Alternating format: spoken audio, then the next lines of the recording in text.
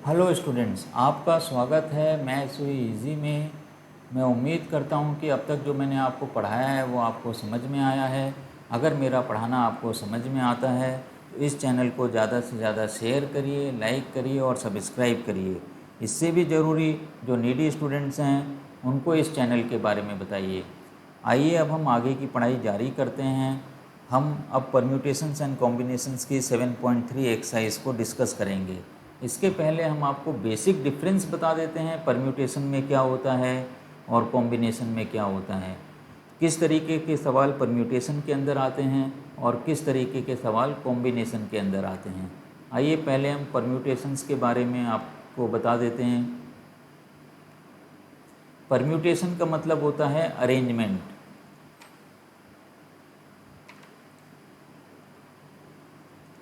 Arrangement का क्या मतलब होता है? जहाँ पे ऑर्डर इम्पॉर्टेंट होता है। Order is important. मान लेते हैं हमने 1 to 12 लिखा हुआ है और अगर हम उसका ऑर्डर बदल दे के 2 1 लिख देते हैं तो ये एक डिफरेंट परम्यूटेशन हो गया। Order is important. अब ऐसे कौन से सवाल होते हैं जिसके अंदर ऑर्डर इम्पॉर्टेंट होता है? Number one thing, numbers. अभी आपको मैंने बताया नंबर्स इसके अंदर आते हैं। नंबर्स के सवाल इसके अंदर आएंगे। नंबर्स के अलावा क्या हो जाएगा? कई बार आता है seating in A row, standing in ए रो। तो स्टैंडिंग इन ए रो। और कौन सा आ जाएगा आपके पास इसके अंदर? इसके अंदर आ जाएगा सीटिंग अरेंजमेंट्स आ जाएंगे। हर तरीके के सीटिंग अरेंजमेंट्स आ जाएंगे। Seating arrangements, seating arrangements. तो लिखिए यहाँ पे सीटिंग अरेंजमेंट्स।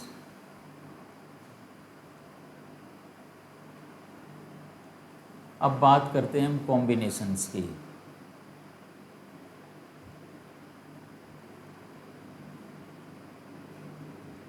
कॉम्बिनेशंस, कॉम्बिनेशंस का क्या मतलब होता है? कॉम्बिनेशन का मतलब होता है सिलेक्शन। सिलेक्शन का क्या मतलब हो गया? इसके अंदर ऑर्डर इम्पॉर्टेंट नहीं है। Order is not important.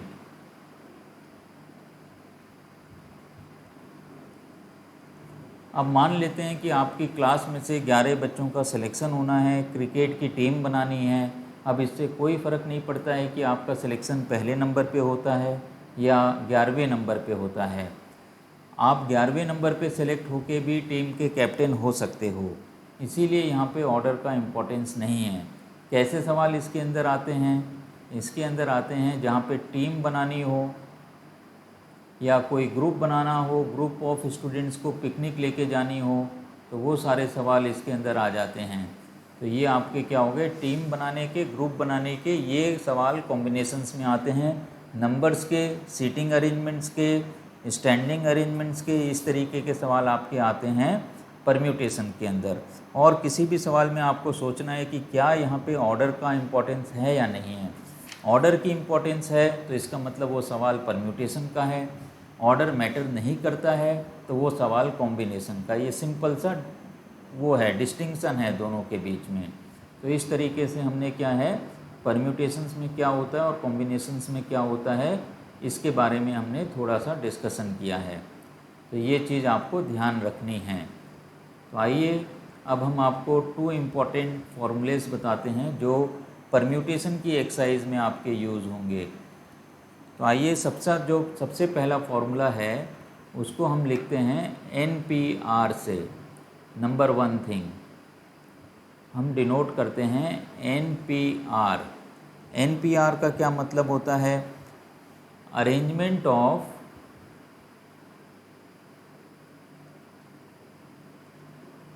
R different things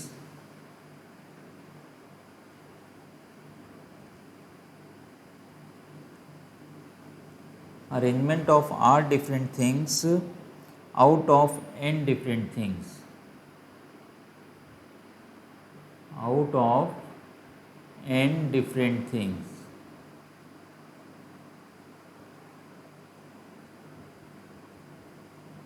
out of n different things.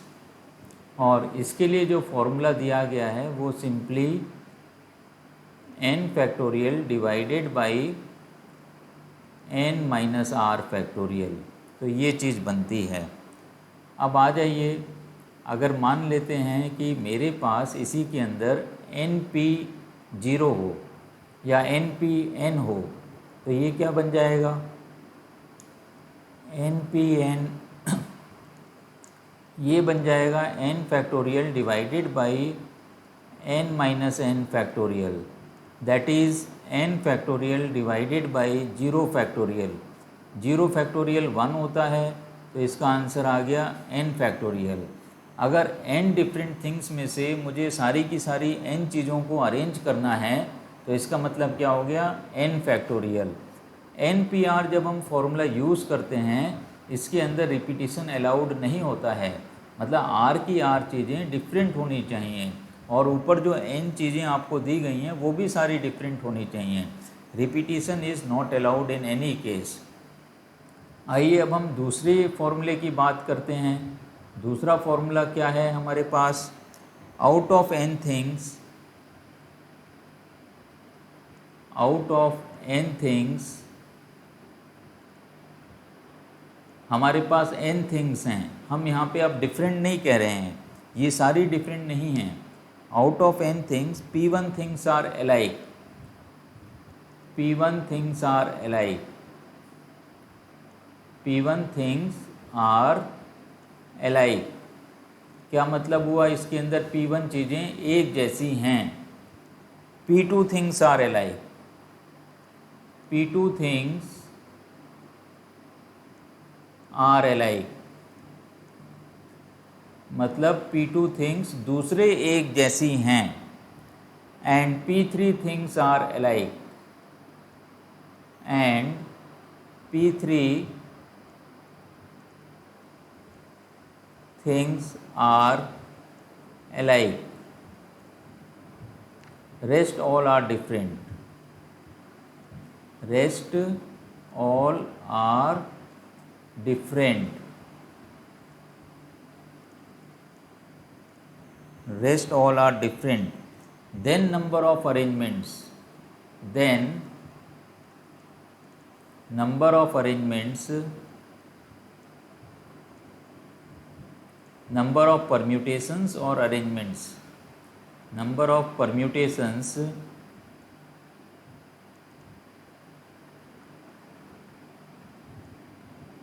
is given by n factorial divided by p1 factorial multiplied by p2 factorial multiplied by p3 factorial। अब यहाँ पे मैंने 3 groups लिए हैं different चीज़ों के, p1, p2 and p3। ये ज़रूरी नहीं है कि 3 हों, ये 2 भी हो सकते हैं, ये 1 भी हो सकता है, ये 4 भी हो सकते हैं। इस चीज़ का आपको ध्यान रखना है। तो जितने भी हमारे पास ग्रुप्स हैं जिसके अंदर एक जैसी चीज़ें हैं, उनके फैक्टोरियल से हमें डिवाइड करना है। ऊपर तो आप लिखोगे n फैक्टोरियल, और नीचे जो भी चीज़ें रिपीट कर रही हैं उनसे हमें डिवीज़न करना है। आइए अब हम कर लेते हैं एक्सरसाइज 7.3 की बात। अब जो हमने आपको पहली एक्सरसाइज में फंडामेंटल प्रिंसिपल ऑफ काउंटिंग के बारे में बताया था, तो फंडामेंटल प्रिंसिपल ऑफ काउंटिंग भी आपकी क्या होती है, वो भी आपके परम्यूटेशंस ही हैं। वहाँ पे हमने फॉर्मूले का यूज़ नहीं किया था, क्योंकि जब भी नंबर्स के सवाल होते हैं, नंबर्स के सवाल को अगर हम फंडामेंटल प्रिंसिपल ऑफ काउंटिंग से करते हैं तो हमारे लिए सवाल करना आसान हो जाता है। देखिए, हम क्वेश्चन नंबर 1 को दोनों तरीक़ों से करके आपको बताते हैं, और उसके बाद अगर कोई नंबर का सवाल होगा तो उसको हम फंडामेंटल प्रिंसिपल ऑफ काउंटिंग से ही करेंगे। तो हम आते हैं क्वेश्चन नंबर 1 में। क्वेश्चन नंबर क्या है, हाउ मेनी 3 डिजिट नंबर्स। तो यहाँ पे आप लिखिए 3 digit numbers, 3 digit numbers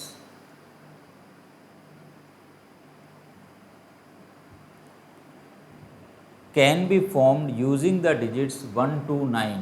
digits क्या हैं हमारे पास, 1 to 9, ये डिजिट्स हमें दे रखी हैं।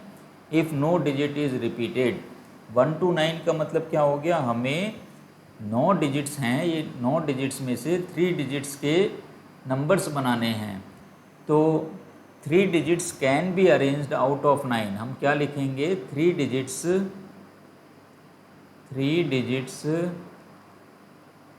Can be arranged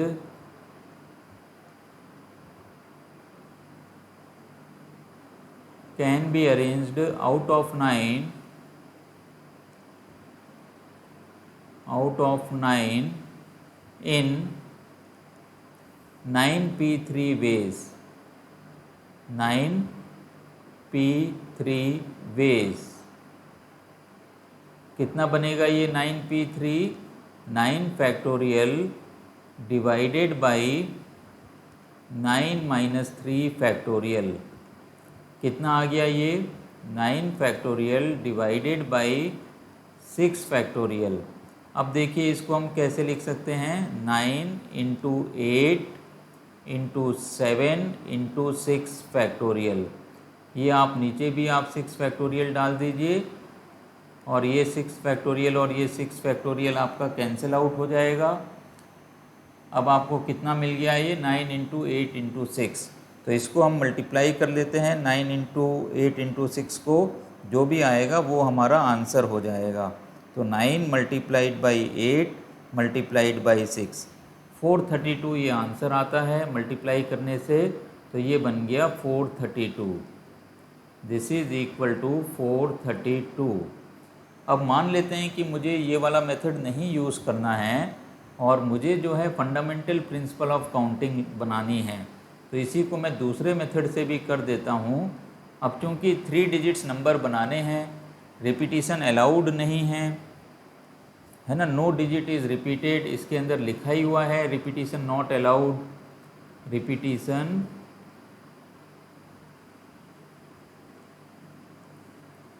not allowed.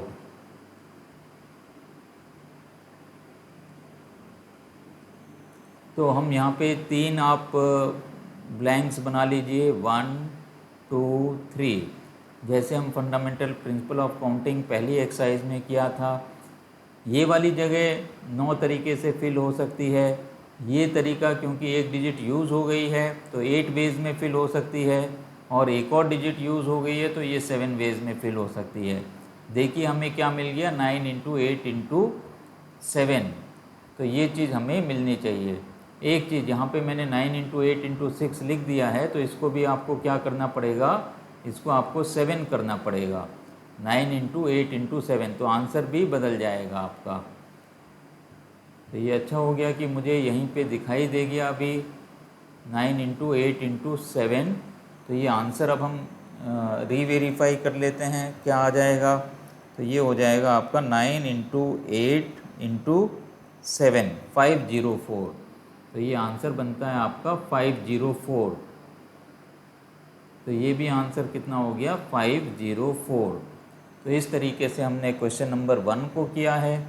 आइए क्वेश्चन नंबर 4 क्या है, हाउ मेनी, ये हो गया आपका question number 4। How many 4 digit numbers are there with no digit repeated. तो हमें बनाने हैं 4 digit number, 4 digit numbers, no repeats, repetition not allowed, no repeats. तो 4 डिजिट नंबर बनाने हैं, इसका मतलब क्या हो गया, हमारे पास डिजिट्स क्या क्या होंगी, 0 to 9 होंगी, इतनी ही डिजिट्स होती हैं हमारे पास। 4 आप ब्लैंक्स बना दीजिए। अब ये बताइए, इसको हम शुरुआत करेंगे एक्सट्रीम लेफ्ट हैंड साइड से। यहाँ के लिए कितनी डिजिट्स होंगी। अब 0 तो यहाँ पे डिजिट आ नहीं सकती है, क्योंकि अगर हमने 0 1 2 3 नंबर बनाया तो ये 4 डिजिट नंबर नहीं होगा, ये 3 डिजिट नंबर हो जाएगा। क्यों हो जाएगा, क्योंकि 0 एक्सट्रीम लेफ्ट पे काउंट नहीं होता है, उस 0 की कोई वैल्यू नहीं है। तो यहाँ पे केवल और केवल 9 डिजिट्स आ सकती हैं, 1 से लेके 9 तक के बीच में कोई भी डिजिट आ सकती है। तो इसके लिए ऑप्शन हो गया आपके पास 9। अब एक डिजिट यहाँ पे यूज़ हो गई है। अब यहाँ के लिए जब हम राइट हैंड साइड में चलेंगे, ये 100th प्लेस है, यहाँ के लिए कितने डिजिट हो सकती हैं? यहाँ के लिए भी 9 ही डिजिट्स होंगी। अब आप बोलोगे सर एक डिजिट तो यूज़ हो गई यहाँ पे, यहाँ के लिए 8 बचनी चाहिए। ठीक है, यहाँ के लिए 8 बचनी चाहिए थी, लेकिन जो जीरो यहाँ पे नहीं आया था वो जीरो इधर आ सकता है। अगर जीरो यहाँ पे आ सकता है, इसका मतलब क्या हो गया? 8 हुई, लेकिन एक एडिशन हो गया जीरो का, इसलिए इसके लिए भी 9 तरीके हो गए। अब एक डिजिट इधर यूज़ हो गई, एक इधर यूज़ हो गई। यहाँ के लिए कितने बचे आपके पास? 8 वेज बचे। अब एक यहाँ पे यूज़ हो गई है, तो यहाँ के लिए अब 7 वेज बचे। इनको आपको मल्टीप्लाई करना है। 9 इंटू 8 इंटू 7 तो हमने पहले ही मल्टीप्लाई किया हुआ था। अब इसको एक 9 से और मल्टीप्लाई कर देना है। तो इसको आप 9 से मल्टीप्लाई कर दीजिए, मल्टीप्लाइड बाई 9, तो ये आता है 4536। तो इसका आंसर आपका हो गया 4536। इतने नंबर्स बन सकते हैं। आइए अब हम कर लेते हैं बात क्वेश्चन नंबर 5 की। Sorry, this is question number 3। Question number 3 की बात कर लेते हैं। और इसके पहले जो हमने ये क्वेश्चन किया है, दिस इज़ क्वेश्चन नंबर 2। तो ये है आपका क्वेश्चन नंबर 2।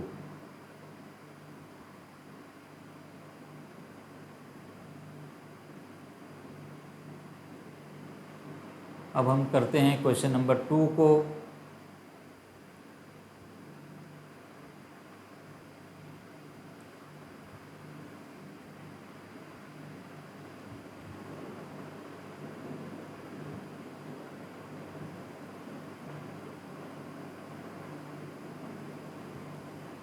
Question number 3। आइए अब हम आते हैं क्वेश्चन नंबर 3 के अंदर। क्वेश्चन नंबर 3 आपका क्या है? How many 3 digits even number can be made using the digits 1 2 3 4 6 7 if no digit is repeated. 3 digit even numbers हमें बनाने हैं। तो यहाँ पे आप लिख लीजिए 3 digit even numbers, 3 digit even numbers.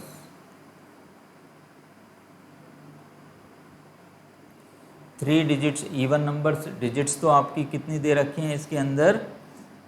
1 2 3 4 6, 1 2 3 4 6 7, 6 7। Repetition not allowed if no digit is repeated, no digit is repeated, no digit is repeated।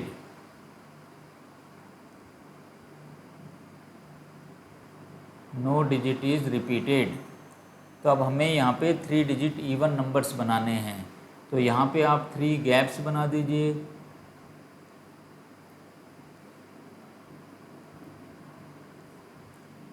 अब देखिए इवन नंबर किस चीज़ पे डिपेंड करता है? इवन नंबर डिपेंड करता है आपकी यूनिट प्लेस के ऊपर। यूनिट प्लेस के अंदर एक्सट्रीम राइट हैंड साइड में आपकी इवन डिजिट होनी चाहिए, बाकी डिजिट कोई भी हो सकती है। 52 इज़ इवन नंबर दो 5 इज़ एन ऑड डिजिट। इसी तरीके से 152 इज़ इवन नंबर दो 1 एंड 5 आर ऑड नंबर्स। तो यहाँ पे डिपेंड करेगा। अब इसके अंदर आप इवन डिजिट्स सेलेक्ट करिए 2 4 6, तो इसका मतलब 3 डिजिट्स हैं। यहाँ के लिए 3 वेज हो गए हैं। यहाँ पे ये जो 3 मैं लिख रहा हूँ ये 3 डिजिट नहीं हैं, ये नंबर ऑफ वेज हैं। कितने तरीक़ों से ये जगह फिल हो सकती है। यहाँ पे आपका 2 आ सकता है, 4 आ सकता है, 6 आ सकता है।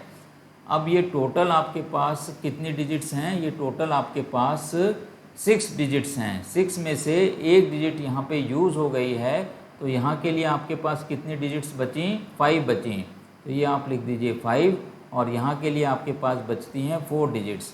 तो इसका जो आंसर हो जाएगा 4 इंटू 5 इंटू 3, 4 5 जा 20, 20 इंटू 3 इज़ 60। तो इसका आंसर आएगा 60। तो 60 इवन नंबर्स बन सकते हैं। आइए क्वेश्चन नंबर 3 के बाद हम कर लेते हैं क्वेश्चन नंबर 4। क्वेश्चन नंबर 4 क्या है आपका? देखिए क्वेश्चन नंबर 4 है, find the number of 4 digit numbers that can be formed using the digits 1, 2, 3 and 4, 5, if no digit is repeated, how many of these are even? तो हमें 4 digit numbers बनाने हैं यहाँ पे, तो लिखिए यहाँ पे 4 डिजिट नंबर, 4 डिजिट नंबर्स, इसके अंदर डिजिट्स आपको दे दी गई हैं 1, 2, 3, 4, 5, ये डिजिट्स दे दी गई हैं। Repetition not allowed, repetition not allowed. तो इसके अंदर रिपीटिशन अलाउड नहीं है। तो सबसे पहले तो कितने 4 डिजिट नंबर्स बन सकते हैं ये हम चेक कर लेते हैं, फिर हम उसके अगले पार्ट में आएंगे जिसके अंदर ये लिखा हुआ है कि कितने इवन नंबर्स हो सकते हैं। तो इसके लिए आप 4 डिजिट नंबर्स हैं तो आपको 4 गैप्स बनाने पड़ेंगे, 1, 2, 3, 4, इस तरीके से 4 गैप्स बनाइए आप। क्योंकि ये 5 डिजिट्स हैं तो यहाँ के लिए कितने ऑप्शंस हो जाएंगे, 5 हो जाएंगे। यहाँ के लिए सिंपल सी बात है, कितने हो जाएंगे, 5 हो जाएंगे। क्वेश्चन एक बार पढ़ लीजिए, find the number of 4 digit numbers that can be formed using the digits 1, 2, 3, 4 and 5 if no digit is repeated. 5, तो यहाँ के लिए एक डिजिट यूज़ हो गई या 4 ऑप्शंस बचे हैं। इसी तरीके से इधर के लिए 3 ऑप्शंस और ये 2 ऑप्शंस। अब इनको आपको मल्टीप्लाई करना है। This is nothing but 5 factorial, क्योंकि 1 से मल्टीप्लाई करने पे तो नंबर वही होता है, और 5 फैक्टोरियल आपने याद किया हुआ है, वो है 120। तो आंसर कितना हो जाएगा, 120 हो जाएगा। अब हमें ये निकालना है कि इसमें से कितने इवन नंबर्स होंगे। आपको ये लग सकता है कि 120 टोटल नंबर्स बन रहे हैं तो 60 इवन नंबर्स होने चाहिए। अब हम इसको चेक कर लेते हैं इवन नंबर्स के लिए। तो यहाँ पे लिखिए इवन नंबर्स, सेकेंड पार्ट इसका हो गया। इसको आप मान लीजिए ये फर्स्ट पार्ट है, सेकेंड पार्ट के लिए आपको बनाना है इवन नंबर्स। तो फिर से आप 4 गैप्स बनाइए, 4 ब्लैंक्स बनाइए। अब इवन नंबर किस पे डिपेंड करता है, इवन नंबर यूनिट प्लेस पे डिपेंड करता है। यहाँ के लिए कितने ऑप्शंस हैं मेरे पास, या तो 2 आ सकता है या 4 आ सकता है, इसका मतलब केवल 2 ऑप्शंस हैं। तो यहाँ के लिए आप 2 लिख दीजिए। अब 5 में से एक डिजिट यहाँ पे यूज़ हो गई है तो इधर कितने ऑप्शंस बचेंगे, 4 ऑप्शंस बचेंगे, 4 लिखिए। अब एक डिजिट और इधर यूज़ हो गई है तो कितने ऑप्शंस बचेंगे, 3 ऑप्शंस बचेंगे। और फिर इधर कितने बच जाएंगे, 2 बच जाएंगे। तो इनको आपको मल्टीप्लाई करना है। 2 3 जा 6, 6 4 जा 24, 24 इंटू 2 48। तो 48 इवन नंबर्स बनेंगे। अब आप ये देखिए, हम सोच रहे थे कि 120 का आधा 60 इवन नंबर्स होने चाहिए, ऐसा नहीं है।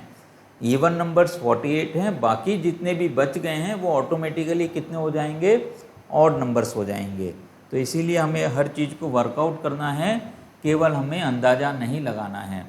अब आइए क्वेश्चन नंबर 4 के बाद हम क्वेश्चन नंबर 5 को भी करते हैं। क्वेश्चन नंबर 5 आपके लिए क्या है, क्वेश्चन नंबर 5 है हमारे पास, from a committee of 8 persons, 8 persons हैं हमारे पास। From the committee of 8 persons, in how many ways can we choose chairman and vice chairman assuming one person cannot hold more than one position। हमें बनाना है, एक chairman का select करना है और एक हमें वाइस चेयरमैन का सिलेक्शन करना है।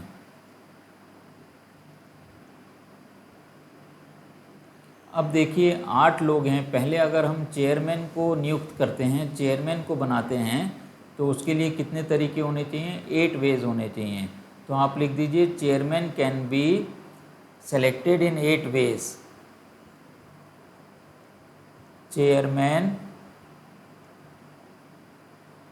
Chairman can be selected in 8 veg.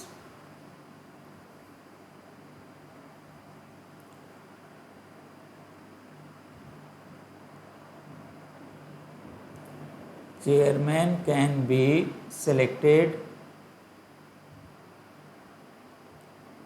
in 8 ways।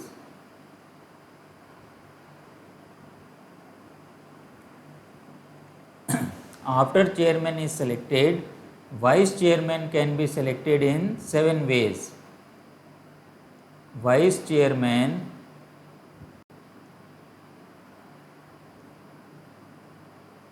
can be selected in 7 ways.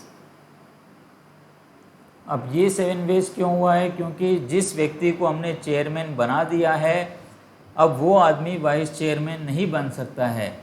इसीलिए क्या हो गया, वो 7 ही लोग बचे हैं जिससे हम वाइस चेयरमैन को सेलेक्ट कर सकते हैं। अब यहाँ पे आप आ जाइए, total ways by fundamental principle of counting, total ways are 8 × 7। Total ways ये आपका हो जाएगा 8 × 7, 8 7 जा 56। तो 56 वेज में हम एक चेयरमैन और एक वाइस चेयरमैन को सेलेक्ट कर सकते हैं।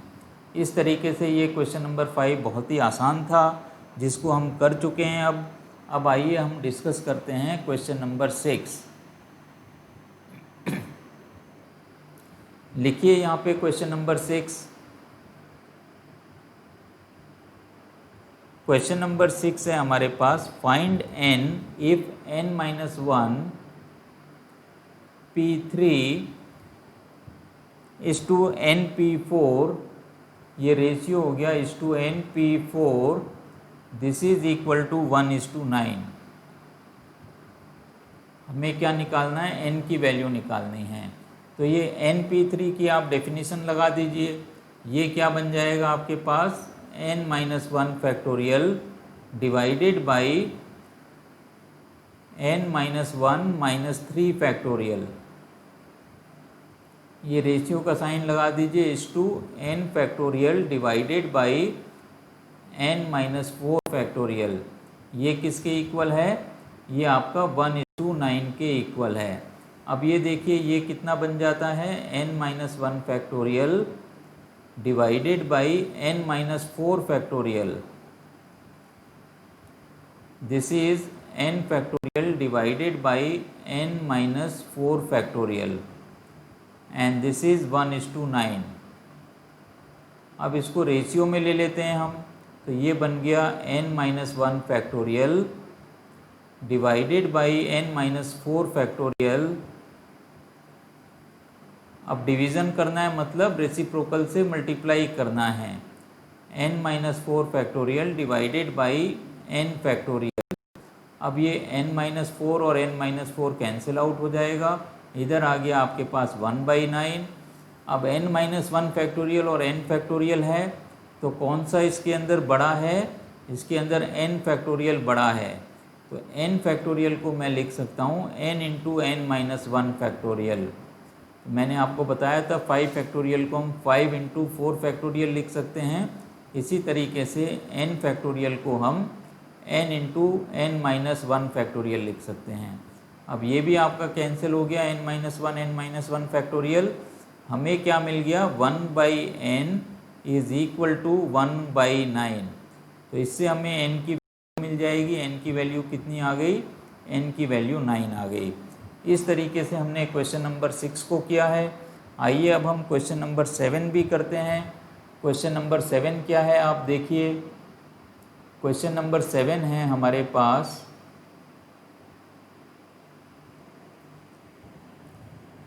Find r if 5PR is equal to, क्या दे रखा है? 5PR is equal to 2 × 6PR - 1, 2 × 6PR - 1। अब इसके अंदर हमें r की वैल्यू निकालनी है। प्रोसेस पूरा की पूरा सेम है, तो इस 5PR को आप लिखिए 5 factorial divided by 5 - r factorial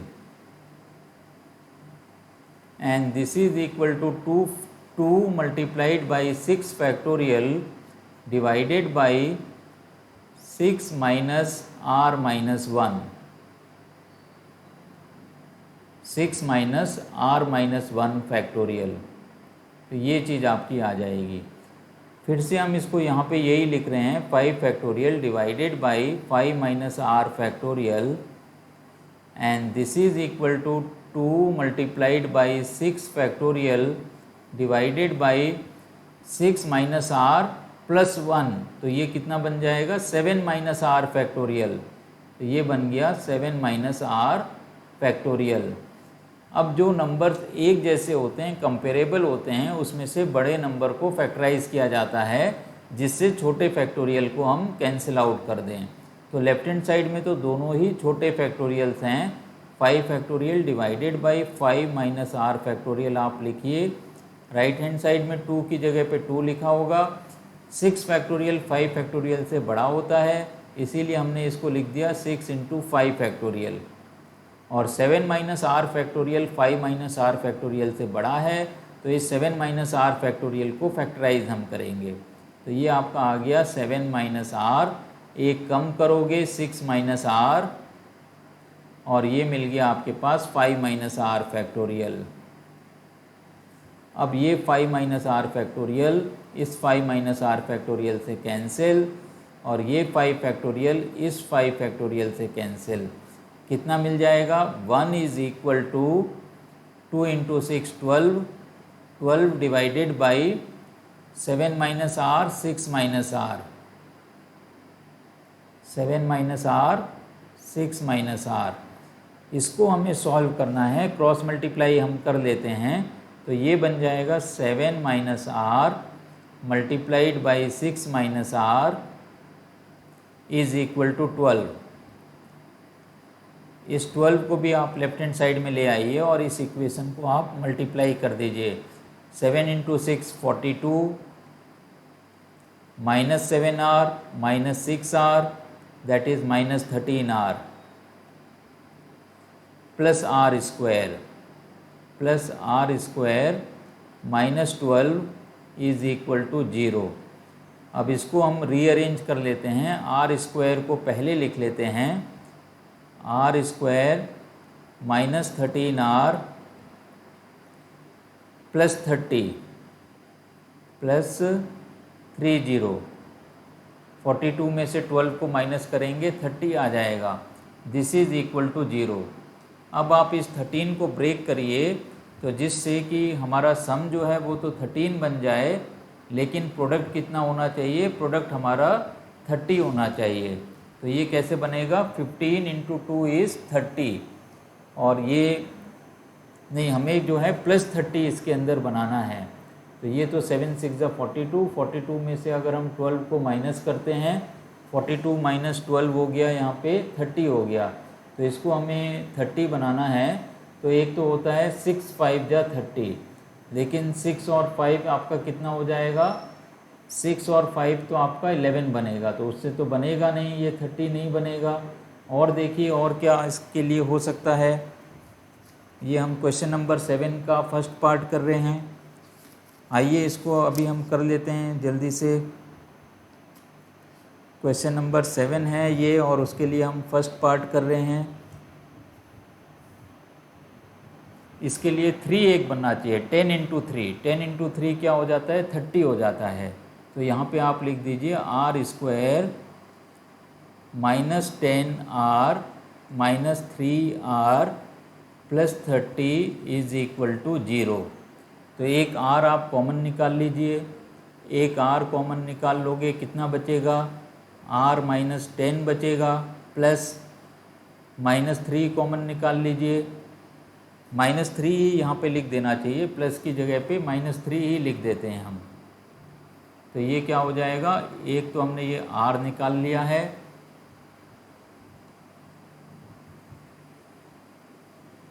okay. अब यहाँ पे हम क्या निकालेंगे, माइनस 3 निकालेंगे। तो ये माइनस 3 आप निकाल लीजिए, कितना बन जाएगा, आर माइनस 10 बन जाएगा, दिस इज इक्वल टू 0। ये 0 के इक्वल आ गया है, तो एक ब्रैकेट बन गया मेरे पास r माइनस 3, यहाँ 3 भी लिखिए आप, एक ब्रैकेट बन गया r माइनस 3, और एक ब्रैकेट बन गया r minus 10, and this is equal to 0। तो इससे मुझे मिलता है r की वैल्यू 3 मिलती है, और इससे मुझे मिलती है r की वैल्यू 10। अब आप देखिए, जब हमें r की वैल्यू 10 मिल रही है यहाँ पे, और हमारे पास राइट हैंड साइड में 5 PR दे रखा है। इसका मतलब R की वैल्यू 5 से छोटी होगी। हमेशा ही R जो है लेस देन और इक्वल टू n होता है, इस चीज़ का आप ध्यान रखिए। इसका मतलब ये R इज़ इक्वल टू 10 ये नॉट पॉसिबल है। तो हमारा आंसर क्या हो गया, this implies R is equal to 3। तो इस तरीके से ये हमने क्वेश्चन नंबर 7 का फर्स्ट पार्ट किया है। अब क्वेश्चन नंबर 7 का सेकेंड पार्ट, क्वेश्चन नंबर 7 का सेकेंड पार्ट ये आपके लिए होमवर्क है। Do it your self, do it your self. जिस तरीके से हमने क्वेश्चन नंबर 6 किया है, क्वेश्चन नंबर 7 का फर्स्ट पार्ट किया है, उसी तरीके से आपको क्वेश्चन नंबर 2 का सेकेंड पार्ट करना है। 5 PR is equal to 6 times PR minus 1।